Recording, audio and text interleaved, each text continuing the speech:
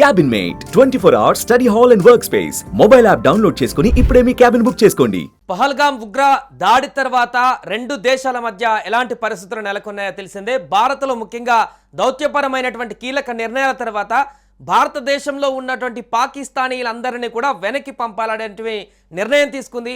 ఈ నేపథ్యంలో తాజాగా భారత్కు వచ్చినటువంటి పాకిస్తానీలందరినీ కూడా వెనక్కి పంపించేటువంటి ప్రక్రియలో సంచలన విషయాలు వెల్లడవుతున్నాయి.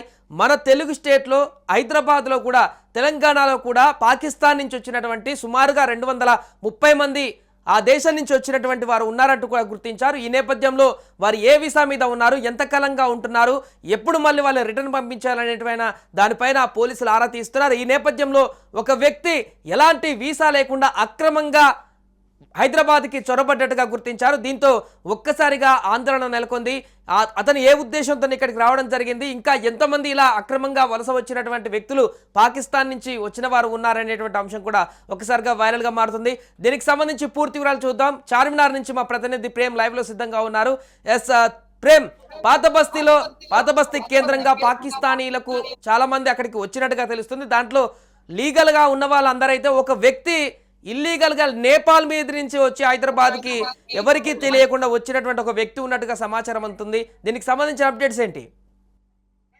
ఇప్పుడు ప్రస్తుతం మనం చూసుకుంటే ఈ పెహల్గామా దాడి జరిగిన దగ్గర నుంచి దాదాపు ఈ రోజు వరకు కూడా కేంద్ర ప్రభుత్వం హై అలర్ట్ ప్రకటించిన నేపథ్యంలో చాలా ప్రాంతాల్లో కూడా పోలీస్ బందోబస్తు విపరీతంగా ఏర్పాటు చేశారు. అదే దేశవ్యాప్తంగా కూడా ఒక 14 కేంద్రాలను, అంటే 14 రెడ్ జోన్ ప్రదేశాలుగా ప్రకటించారు. అక్కడ ఎలాంటి యాక్టివిటీస్ లేకుండా, అంటే ఎలాంటి ఉగ్రవాద చర్యలు లేకుండా కూడా ఏర్పాట్లు చేస్తున్నారు. అయితే ముఖ్యంగా నేపాల్ నుంచి చొరబాటుదారులు చాలా మంది ఇప్పుడే కాదు, మొదటి నుంచి కూడా ఇది ఉన్న సంస్కృతి. అంటే బంగ్లాదేశీయులు కావచ్చు, అదేవిధంగా పాకిస్తాన్ కు చెందిన చాలా మంది కూడా వాళ్ళను వలసదారులు అనాలా లేదంటే చొరబాటుదారులు అనాలా తెలియదు, మొత్తానికైతే ఇలా పెద్ద ఎత్తున ఇక్కడికి తరలి వస్తుంటారు. అంటే ఇక్కడ అఫీషియల్ గా మనం చూడొచ్చు, ఈ 14 జోన్లలో పోలీసులు ఆక్టోపస్ బృందాలను ఏర్పాటు చేసి ప్రత్యేకమైన కట్టుదిట్టమైన చర్యలు చేపడుతున్నారు. అయితే మనం ప్రస్తుతం చార్మినార్ దగ్గర ఉన్నాం. ఇక్కడ చూడొచ్చు లక్షలాది మంది, దాదాపు ఇలా ఆదివారం కావడంతో లక్షలాది మంది ఇక్కడ వ్యాపారాలు చేసుకుంటుంటారు. ఇక్కడ మొత్తం యాక్టివిటీస్ జరుగుతుంటే మరోవైపు పోలీస్ బందోబస్తు కూడా ఉంది. అయితే ఏదైతే మనం ఇప్పుడు చొరబాటుదారుల గురించి మాట్లాడుకుంటున్నామో, చొరబాటుదారులు చాలా మంది ఇక్కడ ఉంటారు. అయితే 230 మంది ఇప్పటికే తెలంగాణ ప్రభుత్వం ఇక్కడ పాకిస్తాన్ నుంచి వివిధ వలసలు, అంటే షార్ట్ టర్మ్ వలసలు వీసాలతోటి ఇక్కడ వచ్చిన వాళ్ళు చాలా మంది ఉంటారు. వాళ్ళ లెక్క 230గా ప్రభుత్వం అయితే తేల్చింది. వారందరినీ కూడా మంచిగానో చెడుగానో వారందరినీ దేశం విడిచి పంపించవచ్చు పాకిస్తాన్ కి. కానీ అక్రమంగా వలసదారులు కొంతమంది ఉంటారు. వాళ్ళు మనం అనుకుంటున్నాం ఇప్పుడు ఏదైతే నేపాల్ అనుకుంటున్నామో, నేపాల్ నుంచి, భూటాన్ నుంచి, తదితర ప్రాంతాల నుంచి ఇండియాలోకి చెరబడతారు. వాళ్ళు ఇక్కడ చాలా మంది వివిధ రూపాలుగా వ్యాపారాలు చేస్తుంటారు, కొంతమంది భిక్షాటన చేస్తుంటారు, లేదంటే ఇక్కడున్న బంధువుల దగ్గర సెటిల్ అవుతుంటారు. వాళ్ళను పంపించడమే ఇప్పుడు ప్రధాన పెద్ద ప్రశ్నగా మారింది. వారిని పోలీసులు ఏ విధంగా బయటికి పంపిస్తారు అనేది మాత్రం మనం కొంత వేచి చూడాలి. అయితే మనతో పాటు చార్మినార్ లో మాట్లాడేందుకు కొంతమంది మనతో ఉన్నారు. పెహల్గామా దాడికి సంబంధించి మనం ఇప్పుడు జరుగుతున్న పరిణామాలు, పోలీస్ బందోబస్తు కావచ్చు, రాబోయే రోజుల్లో ప్రభుత్వాలు ఎలాంటి చర్యలు తీసుకుంటే బాగుంటుందనే దానిపైన మాట్లాడేందుకున్నారు. అన్న చెప్పండి, ఇప్పుడు పెహల్గామా అంటే జమ్మూ కాశ్మీర్ లో జరిగిన ఈ దాడి నేపథ్యంలో కేంద్ర ప్రభుత్వం ఎలాంటి చర్యలు తీసుకుంటే బాగుంటుంది? అంటే ఇప్పటికే కేంద్ర ప్రభుత్వం చాలా మందిని ఇక్కడ నుంచి పంపించే ప్రయత్నం చేస్తుంది. ఒక 200 మంది అఫీషియల్ గా, అంటే టెంపరవరీ వీసాల మీద వచ్చిన వాళ్ళని కూడా పంపిస్తుంది. కానీ అలా కాకుండా చొరబాటుదారులు చాలా మంది ఉంటారు. వాళ్ళని ఏ విధంగా పంపిస్తే బాగుంటుంది అంటే మీ అభిప్రాయం? ముందుగా కాశ్మీర్ లో జరిగినటువంటి పహల్గామ్ తీవ్రవాద చర్య అయితే మాత్రం మనందరం భారతీయులుగా అందరం కూడా ఖండించాలి తీవ్రంగా. ఎందుకంటే ఇలాంటి ఘటనల వల్ల మన భారతదేశంలో మరి ఇలాంటి సంఘటనలు జరగడం వల్ల అల్లకొల్లోలం అనేది జరుగుతూ ఉంటుంది. దీనికి ఖచ్చితంగా ఎవరు ఏ విధంగా ముందు ఇలాంటి రాకుండా మన భారతదేశ ప్రభుత్వం తగిన చర్యలు తీసుకోవాలి.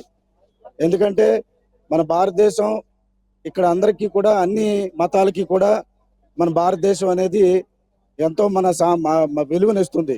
సో అలాంటి దాంట్లో ఇలాంటి తీవ్రవాదులు వచ్చి ఇలాంటి మరి చాలా కిరాతకంగా మరి హతమార్చడం అనేది ఇది మేము తీవ్రంగా ఖండిస్తున్నాం. భారతీయులుగా వెంటనే భారత ప్రభుత్వం అయితే చర్యలు తీసుకోవాలి. యుద్ధ వాతావరణం వచ్చినా సరే మరి అవతల దేశంలో ఉన్నటువంటి వాళ్ళందరినీ కూడా తీవ్రంగా ఎదుర్కోవాలని మేమైతే మాత్రం ప్రజలు అందరం కూడా కోరుకుంటున్నాం. అంటే ఒక భారతీయులుగా మీరేం కోరుకుంటున్నారు? మేమైతే భారతీయులుగా ఇటువంటి తీవ్రమైన చర్యలు అనేది చాలా తప్పు. ఇది ఇలా చేయడం అనేది చాలా దారుణమైన తప్పు. కాబట్టి ఇప్పటికైనా సరే భారతదేశం ఎటువంటి చర్యలు తీసుకుంటుందో, ముఖ్యంగా టూరిజం ప్లేసుల్లో చాలా జాగ్రత్తలు వహించాలి, చాలా బందోబస్తునివ్వాలి. ఇలాంటి చర్యలు ముందు ముందు జరగకుండా మనకి సరైన చర్యలు తీసుకోవాలని నా మనవి. రైట్. అంటే సాయి మనం చూస్తున్నాం ఇక్కడ ఉన్న ప్రతి రేపు ఒక ప్రజలు వ్యక్తి కూడా ఇప్పటికే పర్యాటకులు పోలీసులు అదుపులోకి తీసుకున్నట్టు కూడా తెలుస్తుంది. ఎవరైతే వీసా ఎలాంటి నిబంధనలు లేకుండా వచ్చినటువంటి వ్యక్తి పాకిస్తాన్ లో ఏ కారణంతోనే అతను వచ్చాడు, పోలీసులు అదుపులోకి తీసుకున్నారా, తిరిగి వెనక్కి పంపిస్తారా, లేకుంటే చట్టపరమైనటువంటి చర్యలు తీసుకుంటారా? 100% వెనక్కి పంపించే ప్రయత్నమే చేస్తారు. ఎందుకంటే అక్రమంగా చొరబాటుకు గురైన వారు ఎవరైతే ఉన్నారో వారందరినీ కూడా పాకిస్తాన్ పంపించడం, మరోవైపు ఇండియన్స్ గా ఉన్న పాకిస్తాన్ ఇక్కడున్న ముస్లిమ్స్ వాళ్లకు ఎలాంటి హాని జరగకుండా చర్యలు తీసుకునే ప్రయత్నం కూడా చేస్తున్నారు. మరోవైపు చూస్తే దాదాపు 230 మంది, అంటే అఫీషియల్ గానే మనకి ఈ రోజు పోలీస్ శాఖ తెలంగాణ డీజీపీ 230 మంది పాకిస్తాన్ నుంచి వివిధ వీసాలు తీసుకొని లోపలికి ఎంటర్ అయ్యారన్నారు. వారందరినీ కూడా పంపిస్తారు. వాళ్ళ వల్ల ఎలాంటి ప్రాబ్లం ఉండదు. ఎందుకంటే ఒక రోజు ముందో వెనకనో, అంటే ఈ రోజు 27వ తేదీ ఈ రోజుకి కొంతమందిని పంపించే ప్రయత్నం చేస్తున్నారు. ఆరోగ్య సమస్యల నుంచి వచ్చిన వారు, ఆరోగ్య సమస్యలుండి ఎవరైతే ఇండియాకు వచ్చారో వారికి 29 వరకు గడువు ఇచ్చారు. అయితే 29 వరకు వారందరూ కూడా ఇక్కడ నుంచి దేశం విడిచిపెట్టి వెళ్ళాలి. అయితే అక్రమంగా చొరబాటుకు గురైన వారు, అక్రమంగా వచ్చిన వాళ్ళను ఏ విధంగా పంపిస్తారంటే, ఇప్పటికే నేపాల్ నుంచి మన భారత్ లోకి ఎంటర్ అయిన ఒక వ్యక్తిని పట్టుకున్నామని చెప్పి పోలీసులు కూడా చెప్తున్నారు. అయితే అధికారికంగా ధృవీకరించాల్సి ఉంది.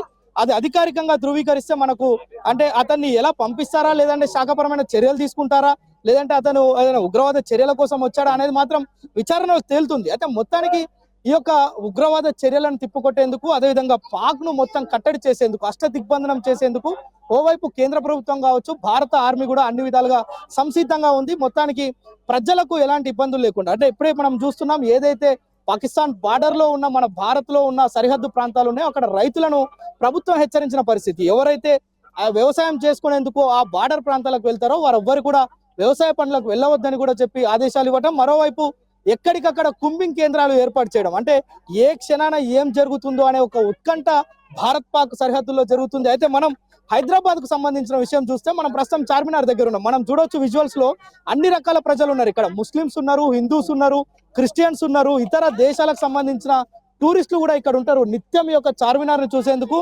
వందల సంఖ్యలో, వేల సంఖ్యలో వస్తుంటారు. ఈ రోజు ఆదివారం కావడంతో ఇసుకేస్తే రాలనంత జనాలు ఉన్నారు. అయితే వీరందరూ కూడా ఎప్పుడు ప్రతి ఆదివారం ఇలాగే ఉంటుంది. ఇక్కడ కూడా పటిష్టమైన బందోబస్తు ఏర్పాటు చేసి ఎక్కడ ఎలాంటి అవాంఛనీయ సంఘటనలు చోటు చేసుకోకుండా పోలీసులు అయితే చర్యలు తీసుకున్న పరిస్థితి అయితే ఉంది. Sai, right, thank you Prem. So మొత్తానికి అది ఒక వ్యక్తి ఎలాంటి పర్మిషన్ లేకుండా హైదరాబాద్ లో ఉన్నట్టుగా తెలుస్తుంది. పాకిస్తాన్కి సంబంధించినటువంటి వ్యక్తి ఇప్పటికి 230 మంది పాకిస్తాన్ నుంచి ఇక్కడికి తెలంగాణకు వచ్చినట్టుగా చెప్తున్నారు. దాంట్లో లాంగ్ టర్మ్ వీసా ఉన్నటువంటి వారు 190 మంది పైగా ఉన్నారు. షార్ట్ టర్మ్ వీసా కొంత తక్కువ మంది ఉన్నారు. సో ఇప్పటికిప్పుడు షార్ట్ టర్మ్ వీసా వాళ్ళందరినీ కూడా వెనక్కి పంపించేటువంటి ప్రయత్నాలు కొనసాగిస్తున్నారు. మరొక వైపు దీంట్లో ఒక వ్యక్తి మాత్రం ఎలాంటి వీసా లేకుండా, పర్మిషన్ లేకుండా నేపాల్ మీదుగా చొరబడ్డట్టుగా తెలుస్తుంది. ఇండియాలోకి హైదరాబాద్ కేంద్రంగా అతను వ్యక్తి ఉన్నట్టుగా కూడా తెలుస్తుంది. ఈ నేపథ్యంలో ఒక్కసారి అలర్ట్ అయ్యారు పోలీసులందరూ.